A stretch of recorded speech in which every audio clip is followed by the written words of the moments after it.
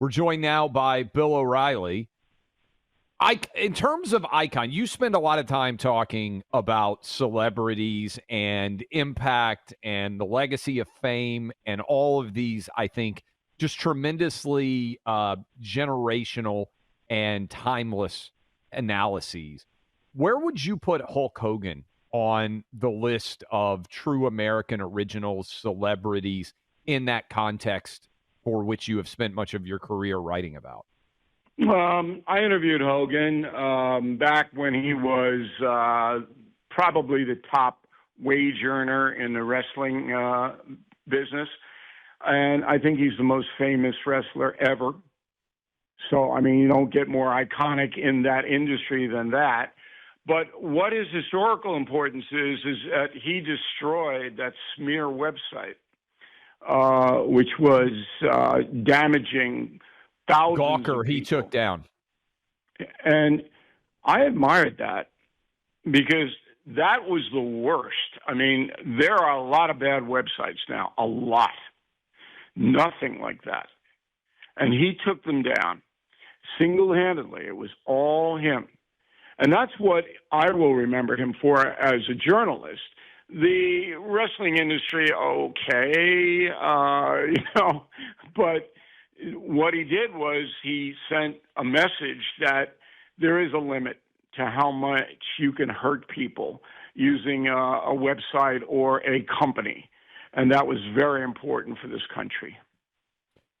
You are writing about right now evil in particular, confronting evil, assessing the worst of the worst. That book is going to come out September 9th, very soon.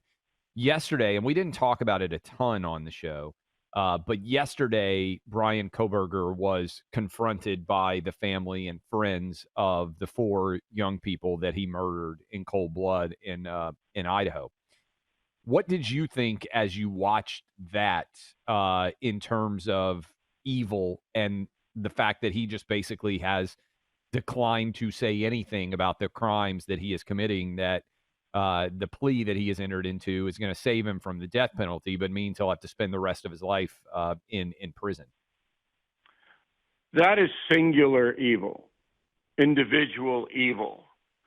And it's heinous, but it's been in humankind forever, ever since the planet and Neanderthals walked it. It has always been here, singular evil. What I write about in Confronting Evil is collective evil, where you have 15 people that we spotlight inside the book that achieved enormous power. And they did so in a variety of ways, but everyone knew they were evil.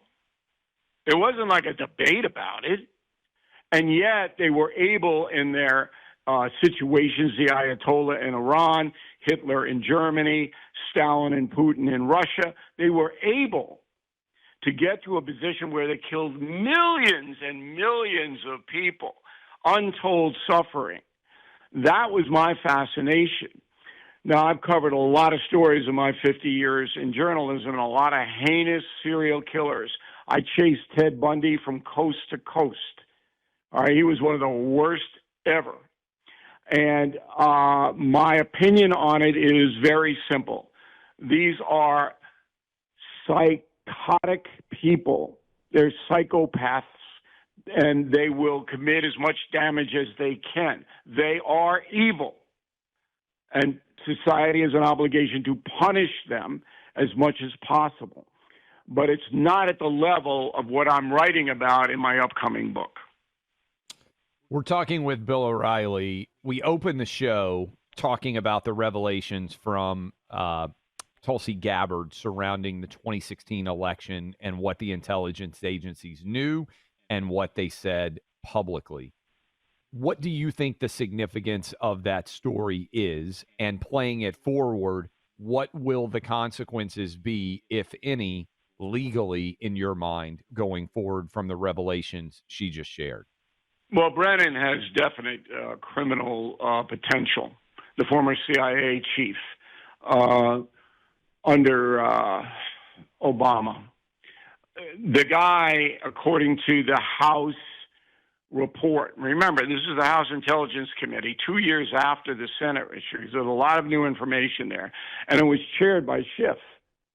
So the Democratic majority on this committee, they concluded that at least 3 times that Brennan knew the information that he was using to get warrants, to do other things, to damage the Trump administration was false.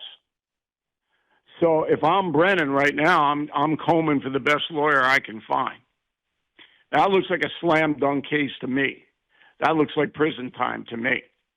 The other's a little murky. I mean, I know the right-wing people are jumping up and down going, oh, they're going to indict Barack Obama. They're not. That would be impossible. It's not going to happen. So if you want to run around thinking that, fine, but it's not in the real world. Comey, the FBI chief, now there you'd have to have a testimony inside the Bureau. You'd have to have someone inside the Bureau that worked and had access to Comey say, yeah, he knew the same thing Brennan knew, and he cooperated with the fraud. That's what you would need to nail Comey in front of a federal grand jury. They may be able to get that. The current Justice Department may be able to get that. And so whenever these stories break, I always tell my listeners and viewers that you have to live in the real world. Supreme Court has ruled clearly in Donald Trump's case in the January 6th that he had the right as president to say and do what he felt was necessary. Barack Obama is going to fall right under that category unless you have Michelle Obama saying, hey, you know, he knew it was a fake. I don't think you're going to get it, but, you know, who knows? We're talking to Bill O'Reilly, got a new book coming out about confronting evil, September 9th. What would you tell President Trump he should do about the Epstein revelations and the ongoing story there? If he asked you for advice, your advice would be what? Well, he asked me this morning. Oh, okay. About 4 hours ago. I got a call from the president, and I don't report word for word, but I'll tell you generally my feeling about it, okay? So I don't think that President Trump should answer any questions about Epstein. He should defer to the Justice Department, 100%.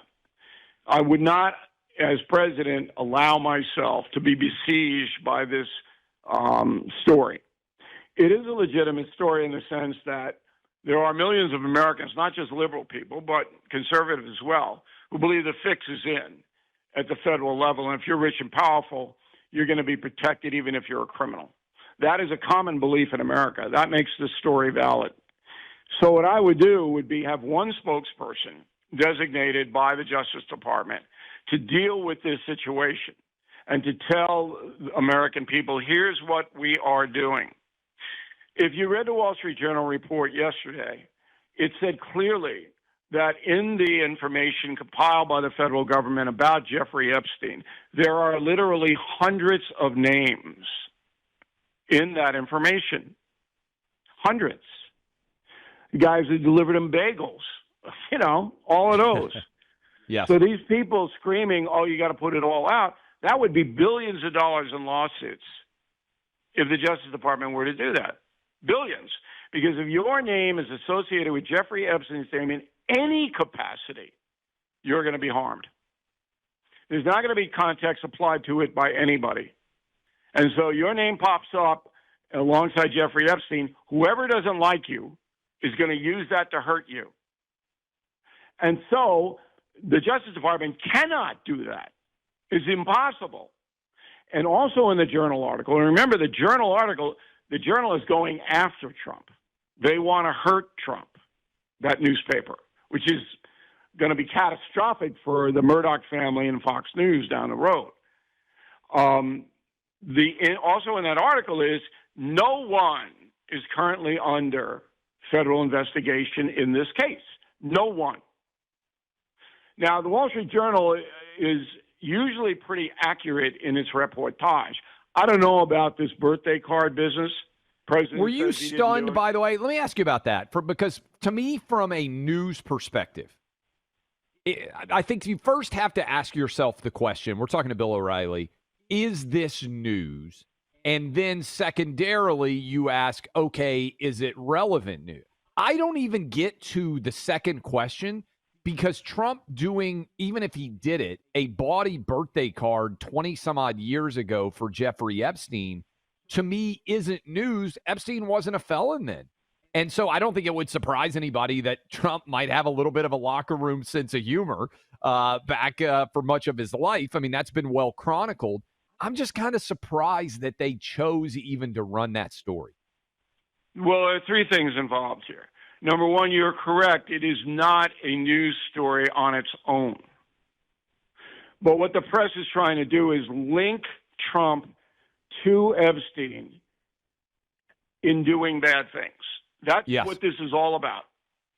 That's what that's why President Trump should stay away from this 100%. What the dishonest, corrupt corporate media in America is trying to do is convince Americans that Donald Trump had access to Jeffrey Epstein's crimes and may have participated. That's what the press wants Americans to believe. So any linkage between Trump and Epstein is going to be blown up. This is a very simple story. A forensic can make a determination on whether that card is in Trump's hand or not. Trump says he didn't do it and files suit 2 days later. 2 days? 2 days? I mean, come on. That looks like a pretty aggressive action to me. And if the journal is wrong, this is an important point. If the Wall Street Journal published a story using a bogus birthday card that's not real, that was a fraud, the whole thing collapses. Not only the Wall Street Journal, Fox News, everything else. Done. That's how big this story is. Let me ask you the last question here. You mentioned that you talked to President Trump earlier, not asking for particulars of the conversation. How would you assess his overall vibe and demeanor as you just talked to him today compared to so far in this term and also compared to last term? How comfortable, how confident did you find him to be? He's tired. And he's tired because this kind of stuff wears you down. And he believes that he's doing an excellent job for the country.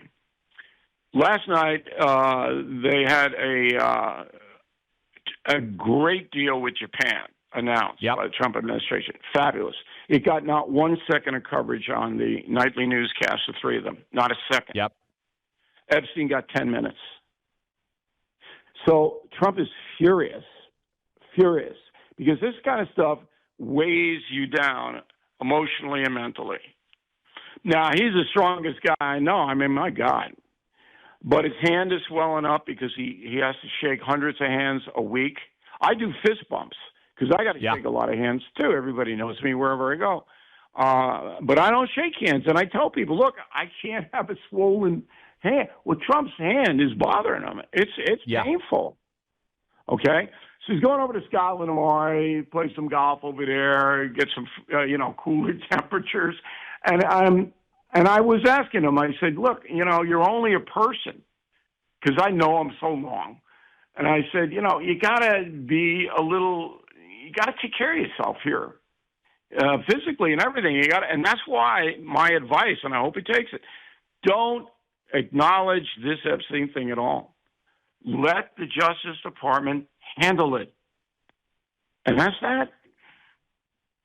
Bill O'Reilly, fantastic as always. The book coming out is Confronting Evil, Assessing the Worst of the Worst. It will be out September 9th. We look forward to talking to you again. You can also check him out at BillO'Reilly.com. Read his columns there. Appreciate you, sir. All right, Clay, one more thing. We just passed 1 million subscribers on YouTube. That's important. In 3 months. And it's youtube.com/Bill O'Reilly. And it's totally different than what we do on our television broadcast. So I appreciate you having me on. Tell Buck I think he's faking it. Okay? I think Buck's faking it. All right? But I'll be listening on Monday when you guys get together again. Appreciate you, sir. And go check Okay. out his YouTube page. You can also check out our YouTube page. Bill O'Reilly's dunking on us. He just said he's got 1 million subscribers. What do we have? I'm pulling it up right now. 90,000. We have gone over 90,000 subscribers. I want us over 100K. Bill O'Reilly's got 1 million. He just dunked on us right there. I didn't even know he was going to do it. He's got us 10-1. Can you please go subscribe? Search out my name, Clay Travis. Search out Buck Sexton, and you can help propel those numbers up past 100K. Look, you guys know I'm a huge sports fan. MLB, NBA, NFL, NHL, college baseball, college basketball, college football. I love it all. And I love the Prize Picks app because it makes all of those sports more fun than they would otherwise be. And you get $50 when you play right now. All you have to do is use my name, Clay. You play $5, pick more or less for whoever your favorite athletes are. Look, I got to be honest with you. The Braves stink. The Braves are awful this year. They are the Travis family team. Ronald Acuna is really good, though. So we can at least go look at his stats and we can say, okay, we're going to take more. That's at least an incentive to watch because he is a phenomenal player. Maybe your baseball team's playing great. Maybe they're playing poorly. But I guarantee you there's a player at least on that team that is having a good season. You can have fun with them.